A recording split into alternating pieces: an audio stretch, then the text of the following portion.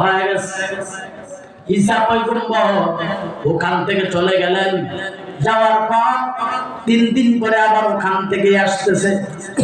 এখন দেখে কবরের ভিতরে কোনো আওয়াজ নাই, কবরের চতুর্সাইডে গরম তাপ নাই।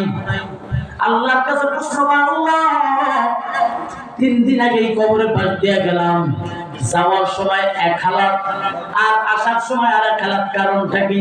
আল্লাহ তাআলা বলে, মুসা, ঈসা পয়গম্বর শোনো না, আমার বান্দা সারা জীবন তার নফসের প্রতি জুলুম করেছে, আমি আল্লাহর সাথে নাফরমানি করেছি। আমার বান্দা মৃত্যুর আগে আমি আল্লাহ তাআলার ভয়, জাহান্নামের ভয়, আযাবের ভয় কৌশল অবলম্বন করে বিবিকে ডাক দেয়া হয়। এ প্রাণের বিবি জানি না কখন জানি আমার আল্লাহ তাআলা ডাক দেয়, মরণের ঘন্টা বাজিয়া যাবে, মৃত্যুর হাত থেকে বাঁচার কোনো উপায় নাই। কারণ আল্লাহ বলেন, কুল্লু নাফসিন যায়িকাতুল মাউত সুম্মা ইলাইনা তুরজাউন, মৃত্যুর স্বাদ প্রত্যেকটা প্রাণীর গ্রহণ করতে হবে বান্দা, তবে কেউ আগে যাবে কেউ পরে যাবে, মৃত্যুর হাত থেকে কেউ বাঁচতে পারবে না।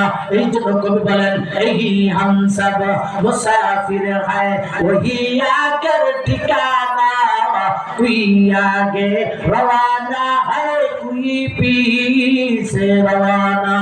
এ বান্দা, এই জমিনে মুসাফির অবস্থা আসছে, আবার মুসাফির অবস্থায় যাইবা, তবে কেউ আগে যাবে এবং কেউ পরে যাবে, কিন্তু মরণের হাত থেকে কেউ বাঁচতে পারবে না। এ কুল্লু নাফসিন যায়িকাতুল মাউত সুম্মা ইলাইনা তুরজাউন, আল্লাহ তাআলা বলে মৃত্যুর হাত থেকে কোনো প্রাণী রক্ষা পাবে না, মৃত্যুবরণ করতে হবে। তবে হ্যাঁ, কিয়ামতের ময়দানে বিচারের কাজ করা যাবে 2 শ্রেণীর মাখলুক, এক হলো জিন আর এক হলো ইনসান। কারণ আল্লাহ তাআলা বলে, ওয়ালাকাদ যারানা লিজাহান্নামা কাসীরাম মিনাল জিন্নি ওয়াল ইনস লাহুম কুলুবুন লা ইয়াফকাহুনা বিহা ওয়া লাহুম আ'য়ুনুন লা ইউবসিরুনা বিহা ওয়া লাহুম আযানুন লা ইয়াসমাউনা বিহা উলাইকা কাল আনআমি বাল হুম আদাল্লু উলাইকা হুমুল গাফিলুন।